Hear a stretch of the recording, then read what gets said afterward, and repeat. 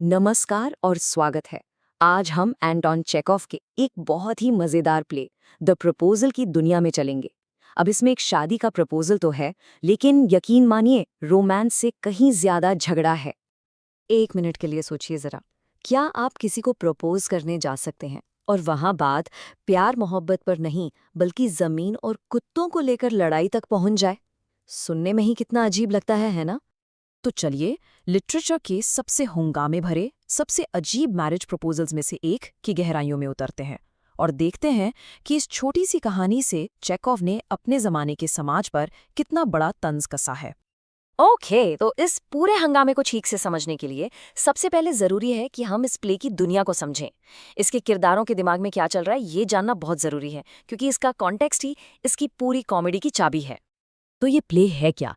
ये एक फार्स है। अब आप पूछेंगे फार्स क्या होता है? सोचिए एक ऐसी कॉमेडी जहां लॉजिक की छुट्टी हो जाती है और ऐसी अजीबोगरीब सिचुएशंस होती हैं जो इतनी ओवर द टॉप हो कि आपको हंसी आ जाए। जैसे इस प्ले में एक सिंपल सा प्रपोजल झगड़े, गाली गलोच और यहां तक कि एक नकली मौत में बदल जाता है। ये फार्स का बिल्कुल परफेक्ट एग्जाम्पल है।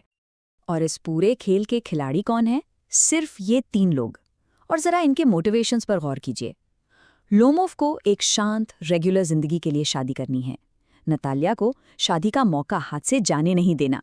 और उसके पिता चुबुकोव को बस अपनी बेटी की शादी एक अमीर आदमी से करनी है। प्यार प्यार तो पिक्चर में कहीं है ही नहीं। और बस इन्हीं अलग अलग मकसदों का टकराव इस प्ले में कॉमेडी पैदा करता है। तो सीन शुरू होता है। हमारा हीरो लोमोव पूरे तशन में तैयार होकर अपने पड़ोसी चुबुकोव के घर पहुंचता है। मिशन एकदम क्लियर है, शादी के लिए प्रपोज करना। लेकिन उसे क्या पता कि वो अनजाने में एक जंग की शुरुआत करने जा रहा है। प्रपोज करने से पहले लोमोव ना खुद से ही एक मीटिंग कर रहा है, एक चेकलिस्ट बना रहा है कि भाई शादी करनी क्यों है। और जरा इस लिस्ट को देखिए, इसमें प्यार, फीलिंग, इमोशन कुछ नहीं है। मेरी उम्र 35 हो गई है, मुझे दिल की बीमारी है और नतालिया एक अच्छी हाउसकीपर है। ये सारे कारण साफ दिखाते हैं कि उसके लिए शादी एक बिजनेस डील जैसी है, एक जरूरत है, कोई रोमांटिक रिश्ता नहीं। तो लोमोव अब हिम्मत जुटाकर प्रपोजल की तरफ बात बढ़ा ही रहा होता है कि वो अनजाने में एक ऐसी बात छेड़ देता है जो सब कुछ बिगाड़ देती है। एक छोटा सा जमीन का टुकड़ा शादी से ज्यादा इंपॉर्टेंट बन जाता है। और यहीं से इस फार्स का असली मजा शुरू होता है। देखिए, लोमोव बेचारा तो बस बात शुरू करने की कोशिश कर रहा था। एक फ्रेंडली जेस्चर कि भाई हम पड़ोसी हैं, हमारी जमीन भी आपस में जुड़ी हुई है, उसका प्लान था रिश्ता जोड़ने की बुनियाद रखने का। लेकिन नतालिया के कान खड़े हो जाते हैं। वो 1 सेकंड नहीं लगाती हैं और सीधा उसकी बात काट देती हैं। माफ करना, तुमने कहा मेरे ऑक्सन मेडोज, लेकिन क्या वो तुम्हारे हैं?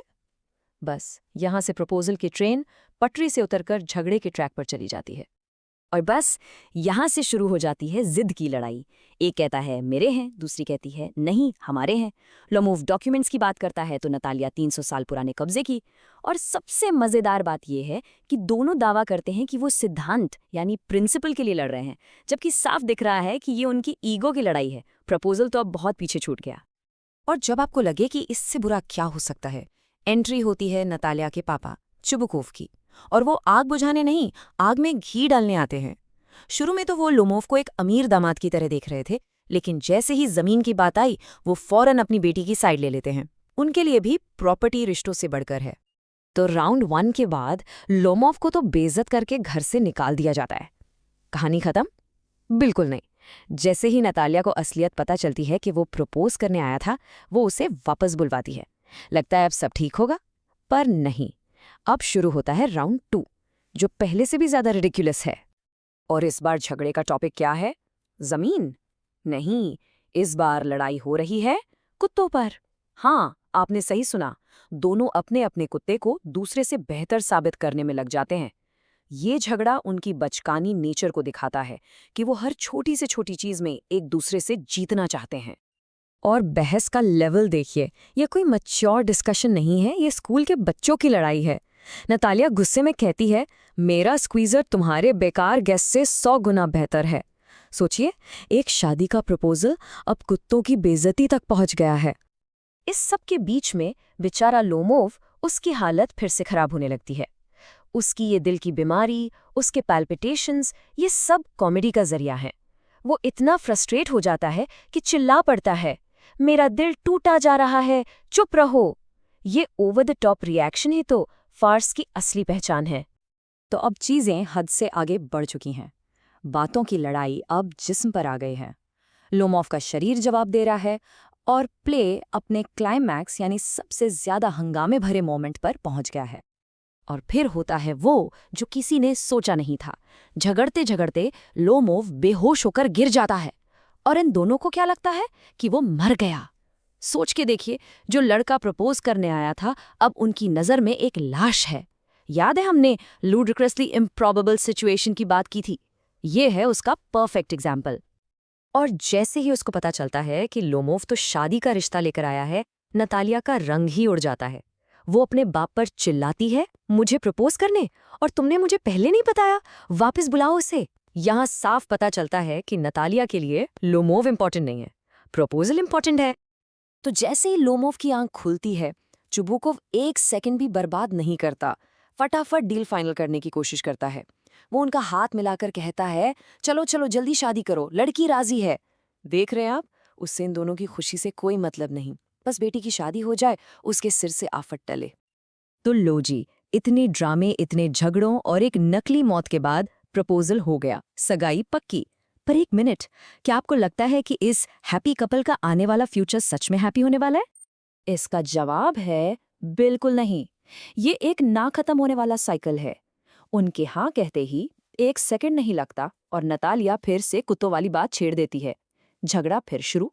और सबसे मजेदार चीज, इनके झगड़े के बीच चुबुकोव शैंपेन खोल रहा है, पारिवारिक सुख की शुरुआत के नाम पर।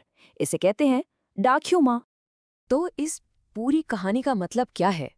ये सिर्फ एक हंसी मजाक का नाटक नहीं है दोस्तों। ये चेखव का उस जमाने के अमीर लोगों पर एक जबरदस्त तंज है। ये कमेंट है कि उनके लिए शादी दिल का नहीं, दौलत और जमीन का सौदा था।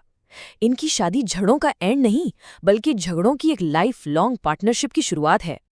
प्ले के एंड में चुबुकोव कहता है, वाह क्या तरीका है पारिवारिक सुख शुरू करने का।